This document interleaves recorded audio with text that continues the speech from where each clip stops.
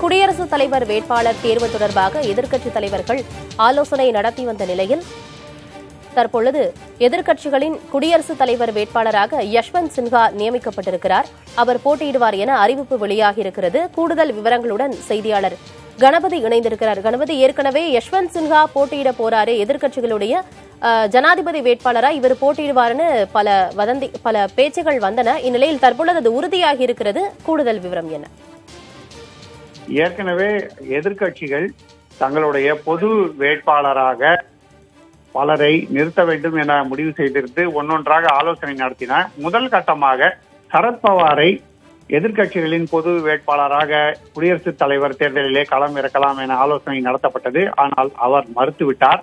அதற்கு அடுத்தபடியாக ஆலோசனை செய்யப்பட்ட பரூக் அப்துல்லா மற்றும் கோபாலகிருஷ்ண காந்தி ஆகியோரும் தங்களுக்கு தேர்தலில் போட்டியிட விருப்பமில்லை என தெரிவித்துவிட்டனர். அத்தகைய சூழ்நிலையில் எதிர்க்கட்சிகள் சார்பாக பொது வேட்பாளர் யாரும் களத்தில் இல்லாத நிலையிலே தற்போது யஷ்வந்த் சின்ஹா போட்டியிட முன்வந்திருக்கிறார். திரிணாமுல் காங்கிரஸ் கட்சியில் இருந்த அவர் இன்று காலை கட்சியிலிருந்து ராஜினாமா செய்து எதிர்க்கட்சிகளின் பொது வேட்பாளராக போட்டியிட முடிவு செய்திருக்கிறார். யஷ்வந்த் சின்ஹா முன்னாள் மத்திய அமைச்சர். வாஜ்பாய் தலைமையிலே பாரதிய ஜனதா கட்சி அரசு நடைபெற்ற போது அதிலே நிதியமைச்சராக இருந்தவர். பின்னர் அவர் அதிருப்தி காரணமாக கட்சிக்கு எதிரான கருத்துக்களை தெரிவித்து அவர் கட்சியை விட்டு வெளியேறினார். இந்நிலையில் சரத்பவார் தலைமையிலே முடிவெடுக்கப்பட்டு தற்போது ஜெயராம் ரமேஷ் யஷ்வந்த் சின்ஹா தொடர்பான அறிவிப்புகளை வெளியிட்டுக் கொண்டிருக்கிறார்.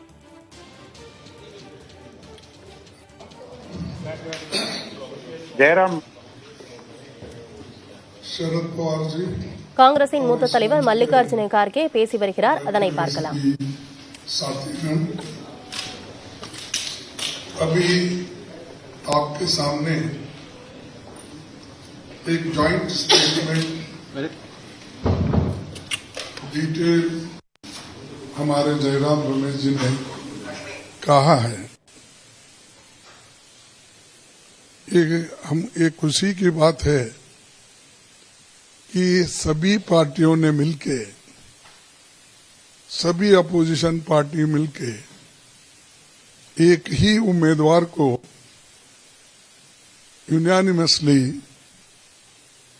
उनको फाइनल किया है। और फाइनल करते वक्त सब पहलुओं पे विचार करके उनका यशवंत सिन्हा जी का नाम आगे आया और उसको पूरा सभी पार्टी ने समर्थन दिया और स्वीकार भी किया। तो इसीलिए हम ये चाहते थे कि जो कोई कैंडिडेट बनेगा वो इस देश के खास करके संविधान की रक्षा करे और लोकतंत्र की रक्षा करे और सबको साथ लेकर चले। ये हमारी सबकी मंशा थी। उसी के तहत आज हमको श्री यशवंत सिन्हा जी को स्वीकार करना पड़ा और सभी ने ये माना कि वो एक बहुत बड़े विद्वान भी है। फाइनेंस मिनिस्टर के नाते उन्होंने काम किया, फॉरेन मिनिस्टर के नाते काम किया और एडमिनिस्ट्रेटर यानी सरकार में भी उन्होंने एडमिनिस्ट्रेटर के तौर पर उनका एडमिनिस्ट्रेशन भी सबके सामने है। तो इसीलिए हम सभी ने इस बात को मान लिया। इससे बेहतर कैंडिडेट और कोई हो नहीं सकता और हम सभी मिलके एक मत से उनको हमने चुना है। और अब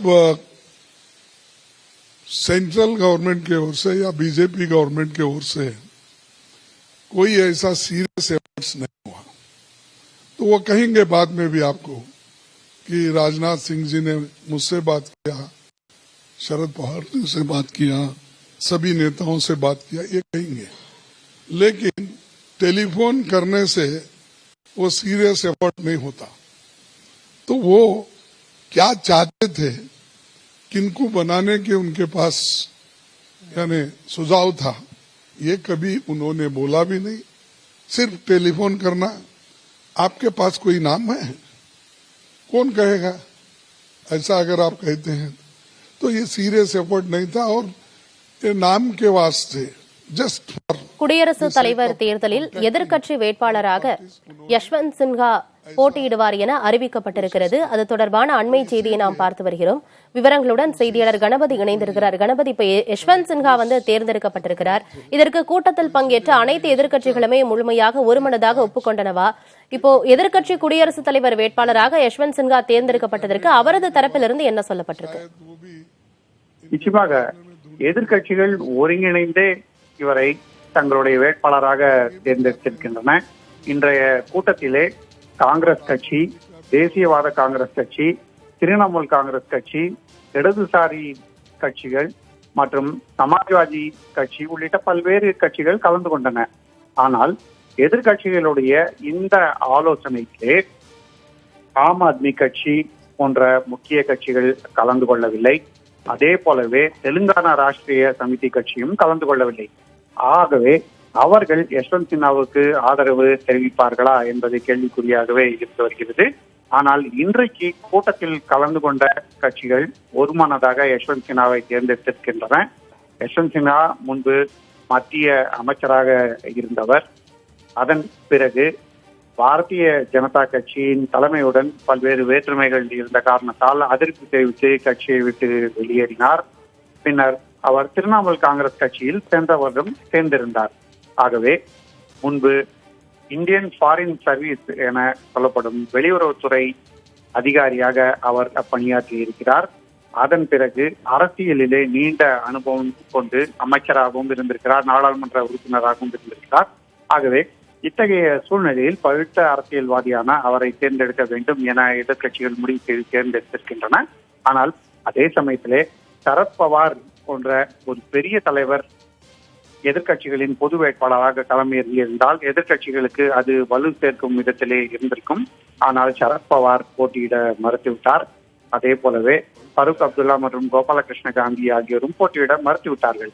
இத்தகைய சூழ்நிலையில் எதிர்கட்சிகளிடம் அதிக அளவுக்கு ஆப்ஷன் என்று சொல்லப்படும் யார் யாரை களம் நிறுத்தலாம் என்பதற்கான வாய்ப்புகள் அதிகம் இல்லை.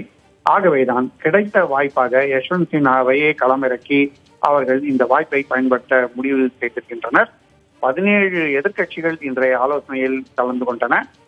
அதிலே பல சிறிய கட்சிகள் என்றாலும் திமுக, திரிணாமுல் காங்கிரஸ் உள்ளிட்ட மாநிலங்களிலே வலுவான உள்ள கட்சிகள் இந்த ஆலோசனையில் கலந்து கொண்டன. ஆகவே யஷ்வந்த் சின்ஹா அவர்களுடைய ஆதரவுடன் களத்திலே குடியரசுத் தலைவர் தேர்தலில் இறங்குகிறார். இன்னும் பாரதிய ஜனதா கட்சி தனது வேட்பாளர் யார் என்பதை தெரிவிக்கவில்லை. தெரிவித்த பின்னர் எப்படி போட்டி அமையும் போன்ற பல்வேறு விஷயங்களை அரசியல் வட்டாரங்கள் அலச தொடங்கும். ஆனால் இப்போதைக்கு தேசிய ஜனநாயக கூட்டணிக்கு போதிய வலு இருக்கிறது. தேசிய ஜனநாயக கூட்டணியின் வேட்பாளரே குடியரசுத் தலைவராக தேர்ந்தெடுக்கப்படும் நிலை உள்ளது. பிஜு ஜனதா தளம் மற்றும் ஒய்எஸ்ஆர் காங்கிரஸ் உள்ளிட்ட கட்சிகள் பாரதிய ஜனதாவுக்கு ஆதரவாக இருப்பதால் யஷ்வந்த் சின்ஹா தேர்ந்தெடுக்கப்படுவதற்கான வாய்ப்பு குறைவாகவே உள்ளது. ஆனந்தி, கணபதி, இப்ப எதிர்க்கட்சிகளின் வேட்பாளராக யஷ்வந்த் சின்ஹா போட்டியிடுவார்னு அறிவிக்கப்பட்டிருக்கு. இன்னும் பாரதிய ஜனதா தரப்பிலிருந்து குடியரசுத் தலைவர் தேர்தலுக்கான வேட்பாளர் அறிவிக்கப்படவில்லை. என்ன நடக்கப் போகிறது என்பதை பொறுத்திருந்து பார்க்கலாம். கூடுதல் விவரங்களுக்கு நன்றி கணபதி.